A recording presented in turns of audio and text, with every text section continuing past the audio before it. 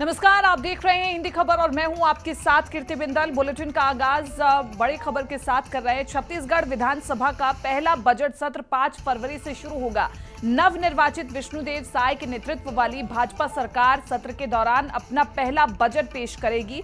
सरकार के सामने आम चुनाव से पहले कई बड़ी जिम्मेदारी है जिस पर काम करना होगा। देखिए पूरी रिपोर्ट। छत्तीसगढ़ में बजट सत्र की तैयारी, गारंटी हो पूरी, विष्णु की जिम्मेदारी। 5 फरवरी से 1 मार्च तक चलेगा सत्र।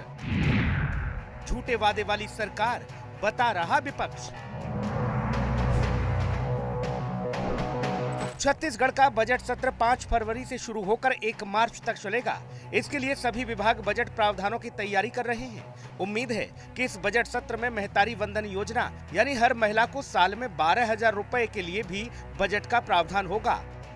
हाल ही में 19 दिसंबर से शुरू हुए 3 दिन के पहले सत्र में किसानों को 2 साल का बकाया भुगतान का पैसा पास कर दिया गया।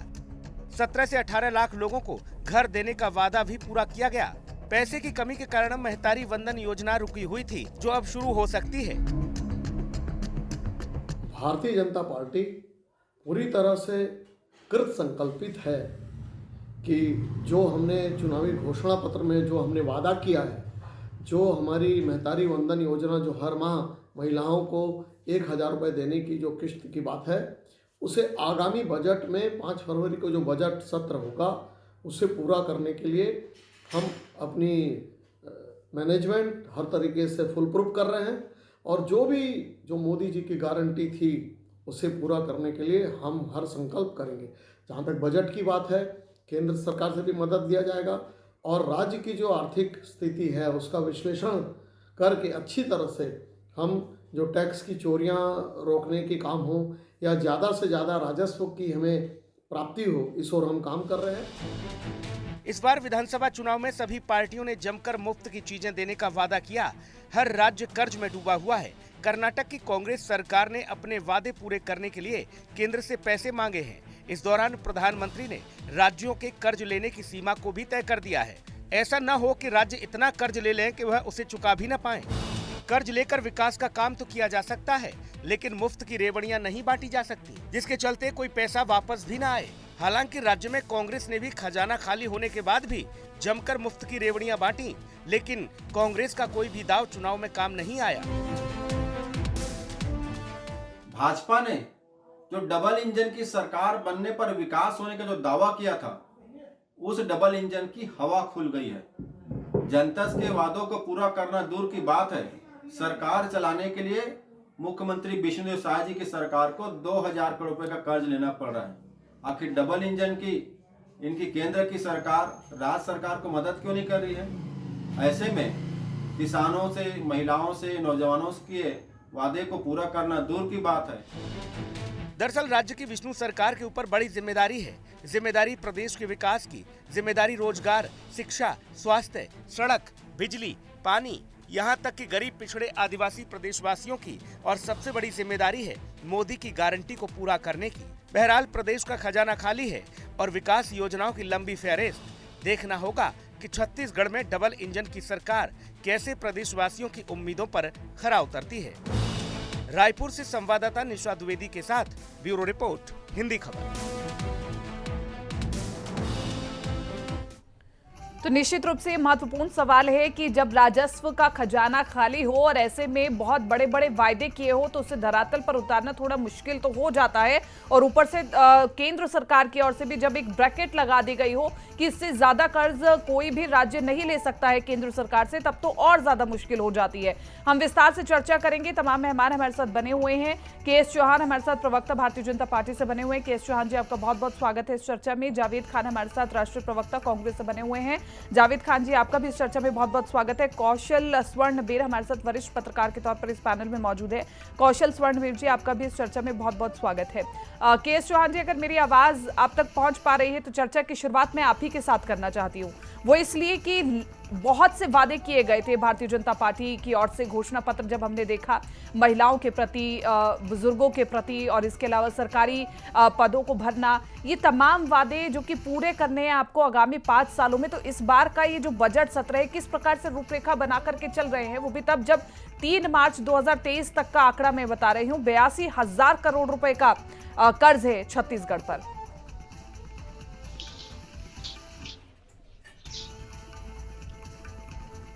केएस चौहान जी, मेरी आवाज पहुंच पा रही है आप तक?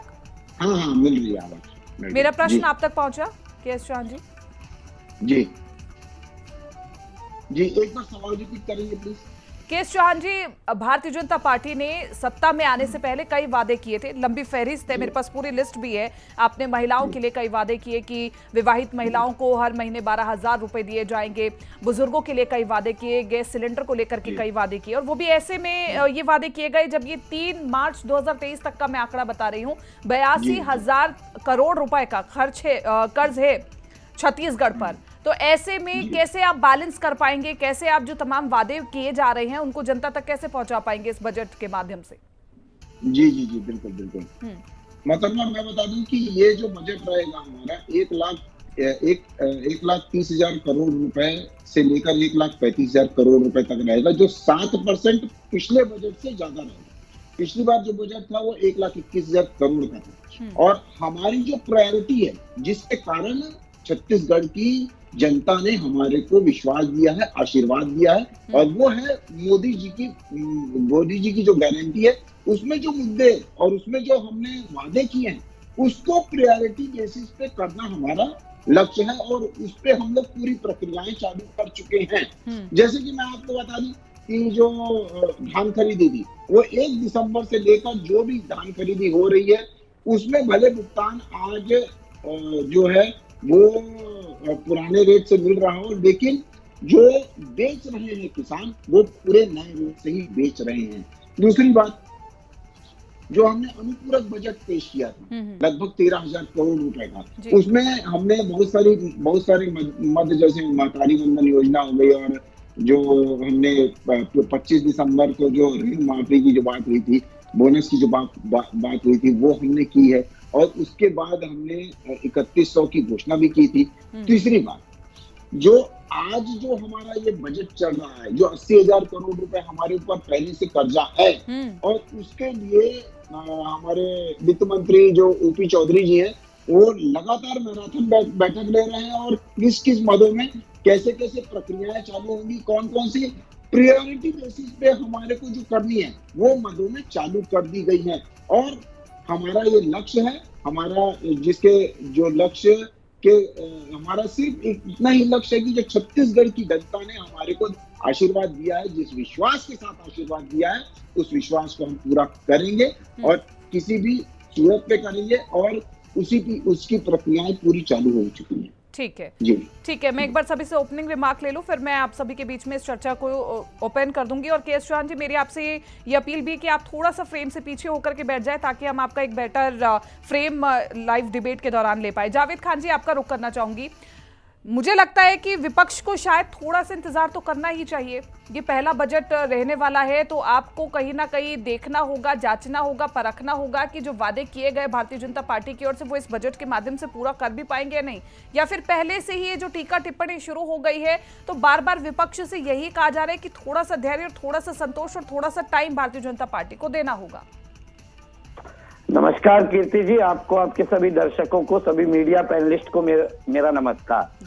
देखिए, विपक्ष पूरे धैर्य बना करके है, और विपक्ष देख रही है कि मोदी जी की गारंटी की जो इन्होंने बात की थी वो इसे कब पूरा करते हैं। हाँ, विपक्ष सवाल इसलिए कर रही है क्योंकि चुनाव से पूर्व यही भारतीय जनता पार्टी के लोग घर घर जाकर के जब वोट मांग रहे थे, तो उस समय इन्होंने छत्तीसगढ़ की जनता से वादा किया था। इन्होंने कहा था छत्तीसगढ़ की जनता को कि दिसंबर महीने से महतारी वंदन योजना की पहली किस्त आपके खाते में आ जाएगी, दिसंबर महीने से 500 रुपए में गैस सिलेंडर मिलने लग जाएगा, और इन्होंने वादा किया था कि 3,100 रुपया प्रति कुंटल एक मुश्त धान का मूल्य देते हुए हम धान की खरीदी करेंगे। अब धान खरीदी का समय तो अब समाप्त होने को आ गया। एक हफ्ते के बाद धान खरीदी समाप्त हो जाएगी। अब इन्होंने देखिए पहली बैठक इन्होंने जब की मुख्यमंत्री जी और दोनों उप मुख्यमंत्री जी मिल करके, उसमें मोदी जी की 2 गारंटियों को इन्होंने पूरा करने की कोशिश की, पूरा नहीं किया। जिसमें पहला जो इन्होंने बोनस की राशि देने की बात कही, उसमें भी आज दैनिक भास्कर की रिपोर्ट है कि 21,000 किसान ऐसे हैं जिनके खातों में अब तक पैसा नहीं पहुंचा, और कई किसान ऐसे जिनको केवल 1 साल का ही बोनस मिला है।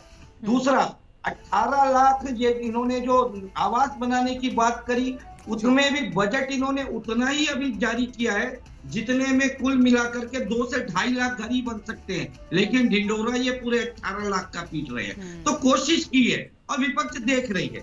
अब ये कहां से लाते हैं पैसा और कैसे करते हैं? देखिए, भारतीय जनता पार्टी और प्रधानमंत्री मोदी जी की कथनी और करनी में जमीन आसमान का फर्क है। जब वो देश को संबोधित करते हैं, विपक्ष को नीचा दिखाने के लिए, तो ये कहते हैं मुफ्त की रेवड़ियां बांटते हैं विपक्ष, और खुद चुनावी सभा में जब दुर्ग में आते हैं और कहते हैं कि 80 करोड़ देश के लोगों को 5 साल तक और 5 साल मुफ्त में राशन दिया जाएगा, और राज्य के लिए इसी तरह के लोक लुभावन वादे करते हैं। तो क्या ये मुफ्त की रेवड़ियां नहीं होती है? इससे देश की आर्थिक स्थिति नहीं खराब होती है? और आज ये जो फाउंडेशन लगा रहे हैं, ठीक है, अच्छी बात है। मेरा तो ये कहना है कि साय सरकार से जो छत्तीसगढ़ का 54,000 करोड़ रुपया केंद्र के पास है, आप उसे ले आइए। आपको तो 2,000 करोड़ रुपया जो अभी कर्जा लिया आपने, वो भी लेने की जरूरत नहीं पड़ेगी, और मोदी जी की सारी गारंटियां ऐसे ही पूरी हो जाएगी। किसी तरह का विशेष पैकेज की भी आवश्यकता आपको नहीं पड़ेगी। ठीक है, मैं कौशल स्वर्णबेर का रुख कर लेती हूँ। कौशल स्वर्णबेर जी, क्या वाकई आपको ऐसा लगता है कि जैसा कि जावेद खान जी कह रहे हैं कि जो वादे किए गए, जब विपक्ष इस प्रकार से मुफ्त की योजना की बात करते हैं तो फिर प्रधानमंत्री नरेंद्र मोदी कहते हैं कि रेवड़ियां बांटने का काम हो रहा है, और खुद फिर भारतीय जनता पार्टी भी उसी राह पर चलती हुई नजर आ रही है। तो क्या थोड़ा विश्वास किया जाना चाहिए भारतीय जनता पार्टी पर, थोड़ा और समय दिया जाना चाहिए, या फिर अभी आपको लग रहा है कि जो मोदी की गारंटी की बात हो रही है वो पूरी हो भी पाएगी या नहीं? निश्चित तौर पर पिछले कुछ समय से आप देखेंगे जितने उसमें आप उनकी घोषणा पत्र में आप देखेंगे निश्चित तौर पर मुफ्त की रेवड़ी की स्कीम आपको बहुत ज्यादा दिखती है। इसलिए भी क्योंकि जनता को लोकसभा वादे पसंद आते हैं, और वो ये जान चुकी है कि जब आप मुफ्त की रेवड़ी देने की बात करते हैं तो जनता आकर्षित होती है। और यही वजह है कि आप देखें पिछले इस तरह पिछले कार्यकाल हो, चाहे दिल्ली की सरकार हो, कांग्रेस की सरकार छत्तीसगढ़ में हो, और उसी तर्ज पर भारतीय जनता पार्टी की सरकार भी चलने लगती है। इस बार इतनी सारी योजनाएं उन्होंने लाई है, इतनी सारी योजनाएं लॉन्च की है, इसमें आधे से ज्यादा स्कीमों पे उनको मुफ्त की रेवड़ी जिसको कहा जाता है कि वो पैसे डायरेक्ट बेनिफिट स्कीम के तहत जनता के खातों में पहुंचेंगे। तो कहीं से ये जो चीजें हैं, ये निश्चित तौर पर जो वित्तीय स्थिति है उसको बिगाड़ती है, किसी भी राज्य की जो आर्थिक स्थिति है उसको खराब करती है। दूसरा सवाल तक आपने किया कि क्या समय देना चाहिए। निश्चित तौर पर छत्तीसगढ़ सरकार में जो सहायक सरकार जो बनी है उसका ये पहला बजट सत्र है, और अनुपूरक बजट में उन्होंने कुछ चीजों के लिए प्रावधान भी किया था। लेकिन जब पहला बजट सत्र आएगा तो उसमें ये देखना होगा कि जो बड़ी घोषणाएं उनकी थी, चाहे महतारी वंदन हो, 31 रुपये धान खरीदी हो, 5 रुपये में सिलेंडर हो, क्योंकि सामने लोकसभा चुनाव है। जैसे आपका बजट सत्र समाप्त होगा 1 मार्च को, 15 से 20 दिन या हार्डली अप्रैल तक आप देखेंगे कि लोकसभा चुनाव की अधिसूचना जारी हो जाएगी, और लोकसभा में चुनाव में दोनों ही राजनीतिक दलों को जाना पड़ेगा। यदि शायद सरकार जो इन बड़ी घोषणाएं है, जो डायरेक्ट बेनिफिट स्कीम है जिससे लोगों को सीधा लाभ मिलने वाला है, यदि उन स्कीमों को पूरा नहीं करती है, उसकी शुरुआत भी नहीं करती है, तो मुझे लगता है कि दिक्कत हो जाएगी। इसलिए मजबूरी में शायद सरकार को इन योजनाओं को शुरू करना पड़ेगा, क्योंकि यदि महतारी वंदन के तहत 12,000 का पहला किस्त नहीं देंगे, गैस सिलेंडर जो हर घर की जरूरत है वो जो आपने घोषणा पत्र में कहा उसको 500 में आप नहीं देंगे, धान खरीदी 31 जनवरी को खत्म हो जाएगा, या उसके पहले यदि आप उसके बाद भी यदि आप 1 महीने के अंदर उसको 31 रुपये धान का नहीं देते तो कहीं की नाराजगी बढ़ेगी। तो ये नाराजगी बढ़े, इसलिए जो सहायक सरकार जो मोदी की गारंटी जो घोषणा पत्र में लेकर आए हैं इसको कहीं से इनकी शुरुआत करनी पड़ेगी, क्योंकि आप चुनाव में जाएंगे जनता आपसे सबसे पहले सवाल यही पूछेगी कि आपकी गारंटी का आखिर क्या होगा। ठीक है, के.एस. चौहान जी, दोबारा से आपका रुख करना चाहूंगी। बहुत सी ऐसी योजनाएं थी जिसके बारे में कहा गया था कि दिसंबर तक हम वो योजनाएं जनता को समर्पित कर देंगे, लेकिन अब जनवरी भी समाप्त होने वाला है और अब बड़े मन से ये इसको स्वीकार भी करेंगे कि हाँ, कहीं ना कहीं कुछ कमियां रह गई हैं। जिस प्रकार से धान की खरीदी की बात कर ले, 3100 रुपए प्रति क्विंटल वो लोगों को नहीं मिल पा रहा है। और जिस प्रकार से प्रधानमंत्री आवास योजना की बात हो रही है, 18 लाख आवास की बात हो रही है, लेकिन जिस प्रकार से बजट अलॉट किया जा रहा है तो वो तकरीबन 2 लाख लोगों को ही घर मिल पा रहा है। हालांकि इस योजना की शुरुआत कर दी गई है, ये बहुत अच्छी बात है। तो क्या आपको लगता है कि अगर समय पर जो योजनाओं के वादे किए गए वो जनता तक नहीं पहुंचे तो जनता में नाराजगी तो नहीं पैदा होगी? मोहतरमा, 2 चीजों में आपने मुख्यतः मेरे से पूछा। एक पूछा आपने 3100 रुपए का धान खरीदी और दूसरा पूछा आपने आवास योजना।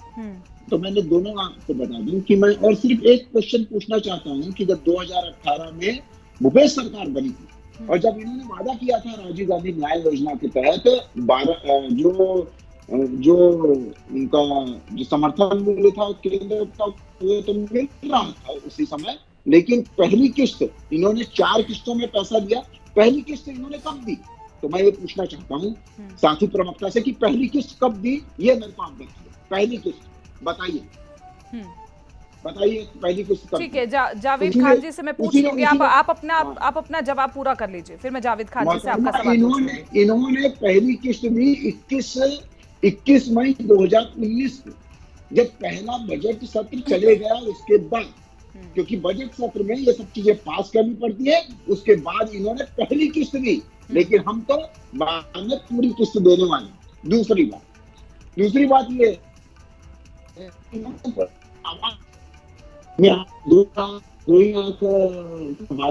की है और 12 लाख आप दोनों आए, तो अनुपूरक बजट का मतलब ये होता है जावेद खान जी कि अनुपूरक बजट है, सप्लीमेंट्री बजट है, बार बार बढ़ाया जा सकता है और मेन बजट अभी आने वाला है। क्योंकि ठीक है, मेन बजट का इंतजार करना होगा। आपके थोड़े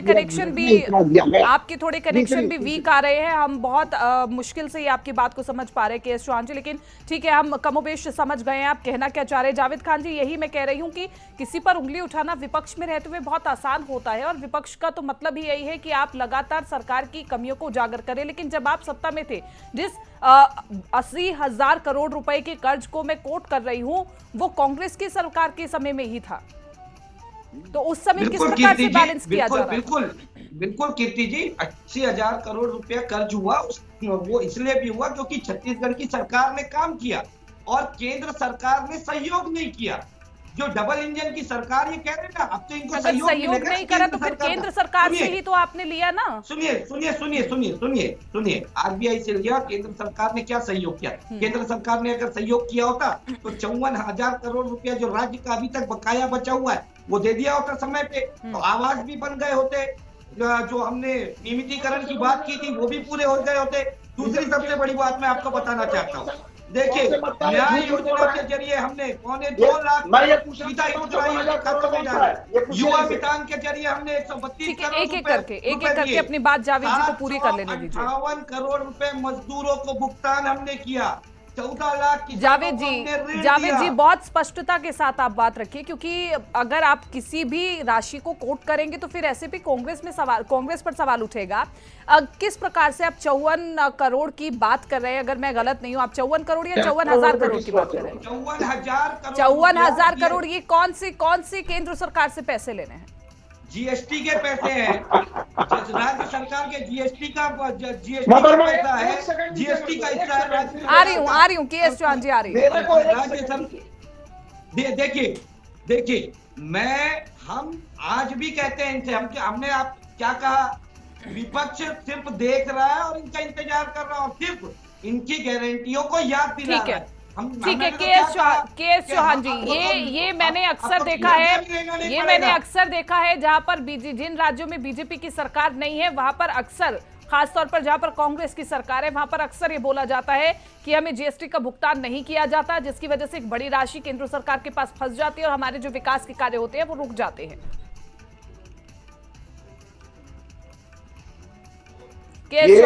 इतने लोकप्रिय चैनल में बैठ के बहुत ही झूठी बात बोल रहे हैं 54,000 ये रुपए बोल रहे हैं। ये चौहान जी, मैं कोई झूठ बात नहीं बोल रहा जब हूँ, ये सत्य है। अगर मैं झूठ बोल मेरी बात ठीक सुनिए। है। मेरी कौन बात सच सुनिए। बोल रहा है, कौन झूठ बोल रहा है? कौशल स्वर्ण बेजी हमारे साथ बैठे हैं। कौशल स्वर्ण सुनिए, बेजी सुनिए, सुनिए, छत्तीसगढ़ की राजनीति को सुनिए, बहुत सुनिए, बारीकी से देखते और समझते हैं। मेरी बात पूरी नहीं हुई है। ठीक है, पूरी कर लीजिए जावेद जी, बीच में मत बोलिएगा। हाँ, हाँ, पूरी कर लीजिए। उप मुख्यमंत्री श्री टी.एस. सिंहदेव जी का वक्तव्य दे दीजिए 3 महीने पुराना। उन्होंने बोला कि जीएसटी का 2,000 करोड़ रुपए बचा हुआ था, वो भी लगभग आ गया है। यह टी.एस. सिंहदेव जी उप मुख्यमंत्री का वक्तव्य है। मैं आपको रिकॉर्डिंग भेज दूंगा। अरे और ये बोलते भैया, 70,000 करोड़ जीएसटी से बचा हुआ है। दूसरी बात, ये देखिए इनका झूठ पड़ा है। झूठ देखिए, इन्होंने पोल करके बोला उसकी कि बात 70,000 करोड़ करिए। रुपया देखिए, भारतीय जीएसटी का। जनता पार्टी ये या तो चुनाव के समय तो आम जनता के सुनिए, ठीक है, अब यही थोड़ी ना फैसला कर लेंगे इस बात का कि कौन सच बोल रहा है, कौन झूठ बोल रहा है। आम जनता की आंखों में धूल होती है। हमें आज की वर्तमान की बात करनी है। कांग्रेस ने जो किया सो किया, हमें आज की वर्तमान की बात करनी है। कौशल स्वर्ण बेजी, तमाम परिस्थितियों को देखते हुए, छत्तीसगढ़ की तमाम राजनीति को देखते हुए और राजस्व की भी तमाम परिस्थितियों को देखते हुए आपको क्या लगता है कि जो जनता से जो वादे किए जा रहे हैं वो उन तक पहुंचा पाएंगी भारतीय जनता पार्टी? कौशल जी से ये पूछिए 54,000 करोड़ बचा है क्या? पूछिए कौशल जी से। और 2,000 करोड़ रुपए की बात हुई थी कि नहीं हुई थी? टी.एस. सिंहदेव जी ने बोला था कि नहीं बोला था? कौशल जी से पूछिए, बता रही है। कौशल जी, पहुंच गया आपका सवाल कौशल जी तक। कीर्ति जी, निश्चित तौर पर मुझे ऐसा लगता है कि कांग्रेस लगातार जो आरोप लगाती है और इसकी चिट्ठी भी लिखने के बाद कही जाती है कि हमारा 54,000 करोड़ जीएसटी है, बहुत सारे माइनिंग है, बहुत सारी चीजों का बचा हुआ है। यदि ये सच है तो मुझे ऐसा लगता है कि इस पर भारतीय जनता पार्टी की ओर से स्पष्ट जवाब आ जाना चाहिए और सरकार की ओर से कहना जाना चाहिए कांग्रेस लगातार झूठ बोल रही थी पिछले 5 साल तक कि ऐसा कोई भी बकाया नहीं है। तो इससे विवाद समाप्त हो जाएगा। लगातार आप देखेंगे हर तीसरे डिबेट में इस तरह की बातें आती है। हमारा बिल्कुल एक फाइनल स्टेटमेंट जारी करने की बात है। एक फाइनल कमेंट फटाफट से कौशल जी दे दीजिए, फिर मुझे वाइंड अप करना है।